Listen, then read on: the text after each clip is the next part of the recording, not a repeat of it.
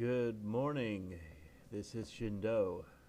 Big news that likely you aren't hearing about, considering the other news that is dominating right now.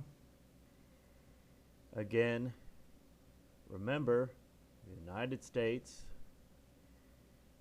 is meeting with its NATO allies in Poland, and the United States continues to NATO continues to aggravate the situation between NATO and Russia, which will eventually lead to heightened tensions, at the very least. The story has probably slipped through the cracks for most of you, so here I am again talking about NATO and Russia. This is from the Wall Street Journal. U.S. to move troops to Poland, raising Russia tensions. President Barack Obama announced plans to station 1,000 troops, brigade headquarters in Poland. By Carol E. Lee, updated yesterday, July 8th. Warsaw. The U.S. will station 1,000 troops and put the headquarters for an armored brigade in Poland, President Barack Obama announced Friday, laying down a strategic military marker in Eastern Europe aimed at deterring Russian aggression in the region. The move exacerbates tensions with Russia, which has repeatedly denounced military buildup in the region. The U.S. commitment sends a signal of support to Europe at a time of heightened security concerns and uncertainty about its cohesion since the U.K. voted to exit the European Union. The 1,000 U.S. troops will make up one of 4 battalions deployed by the North Atlantic Treaty Organization to Poland and 3 Baltic countries that border Russia, Lithuania, Latvia, and Estonia. The headquarters will serve a previously announced brigade of 3,500 U.S. troops and heavy weaponry that will move throughout Eastern Europe on a continuous 9-month rotations designed to maintain a constant military presence in the region. The brigade, which includes new tanks, weaponry, and other heavy military equipment, is a significant boost for Poland's defenses. Polish officials for months have been asking for additional troops and more permanent NATO presence. Quote, Poland will be seeing an increase in NATO and American personnel and in most modern military equipment, unquote, Mr. Obama said after meeting with Polish President Andrzej Duda at the start of the NATO Summit in Warsaw.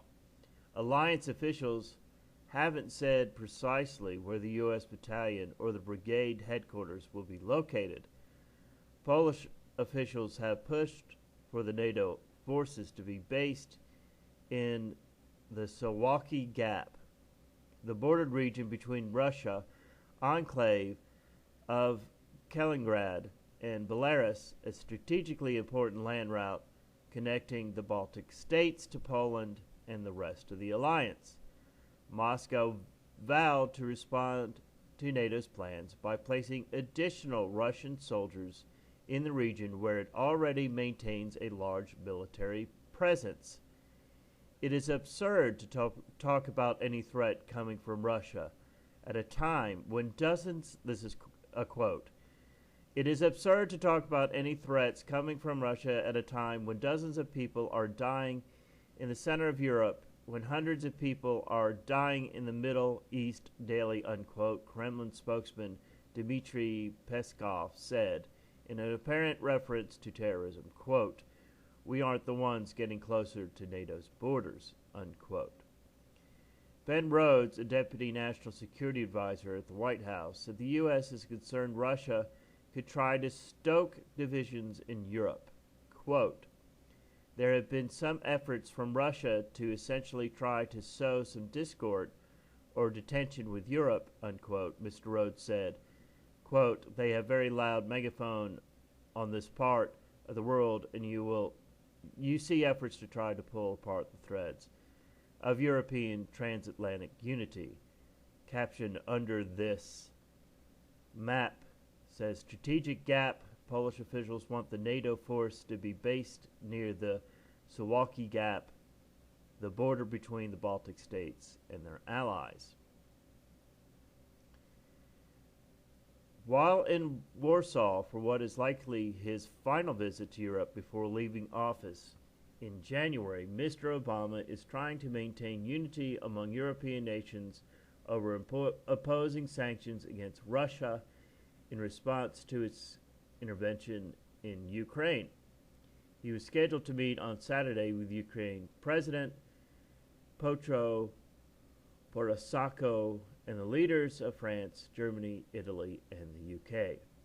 The U.S. and its allies are trying to carefully balance new military moves aimed at deterring Russia with a pledge to rebuild dialogue with Moscow. Quote, the Cold War is history and it should remain history, unquote, said NATO Secretary General Jens Stoltenberg. NATO is set to have a formal meeting with Russia on July 13 after the conclusions of its summit. NATO officials have said the era of partnership with Russia is over for now.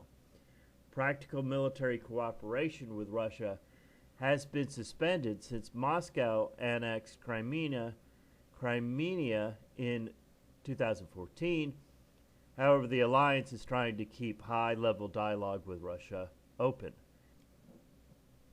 German Chancellor Angela Merkel, who is sending troops to Lithuania as part of the NATO force, said the alliance must continue to push for talks with Russia. Ms. Merkel said Friday evening NATO leaders would discuss what the relationship with Russia should look like. It is about, on one hand, NATO's defense capability, but on the other, dialogue with the relevant neighboring regions, she said. Mr. Peskov said Russia is open to working with NATO but deplores the alliance operations near its border. NATO Summit comes at a time of uncertainty for the alliance over the pending UK exit from EU. Some European leaders fear Moscow could try to take advantage of any potential fractures in the alliance. Mr. Obama challenged predictions that the UK vote marks the beginning of a, quote, crumbling of the European project and a fracturing of the transatlantic alliance. Quote, as is often the case in moments of change, this kind of hyperbole is misplaced, unquote, he said after meeting with EU President Donald Tusk and European Commissioner President Jean-Claude Juncker. The U.S. is looking to enhance cooperation between NATO and the EU, including a new initiative under which the two organizations have regular consultations as a way to mitigate any impact Brexit might have on American security concerns. While NATO members met in Warsaw, Russian President Vladimir Putin held a meeting Friday on Moscow's defensive industry with the defense minister Sergei Shoigu and the head of Russia's Federal Security Services, Alexander Bortnikov. Mr. Peskov said, NATO is also set to take formal control on Friday of a missile defense radar in Turkey and the American missile interceptors in Romania. The moves will allow the alliance to declare initial operational capability for the missile defense system. Russia has repeatedly called the missile defense system a provocation. While NATO says the system isn't aimed at Russia and doesn't pose a threat at the Russian nuclear deterrent, Russian officials have dismissed the claims.